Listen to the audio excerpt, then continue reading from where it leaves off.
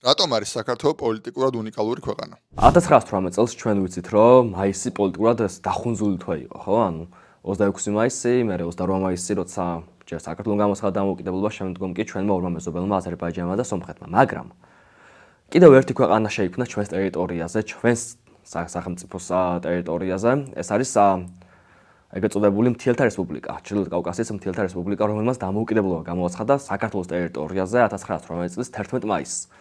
და რას ვხედავთ ხო ამ ამბით, რომ საქართველოს ტერიტორია პოლიტიკურად ყოველთვის იყო საინტერესო, რომელიც იზიდავდა არა მხოლოდ ადგილობრივ პოლიტიკურ ელიტებს, არამედ რეგიონალურ პოლიტიკურ ელიტებს და აქ წყდებოდა ამ ქვეყნის ტერიტორიაზე არა მხოლოდ ჩვენი, არამედ რეგიონის პოლიტიკა, მათი ბედისწერა, მათი დამოუკიდებლობა და მათი პოლიტიკურად, ასე ვთქვათ, განვითარებადი მომავალი. ასე რომ თუ რამე საინტერესო ჩვენს ასე ვთქვათ, პოლიტიკურ ისტორიაში ალბათ ესეთი მოვლენები, რომლებიც იტევს არა მხოლოდ ჩვენს ისტორიას, არამედ რეგიონის და ხშირ შემთხვევაში გლობალურ ისტორიასაც.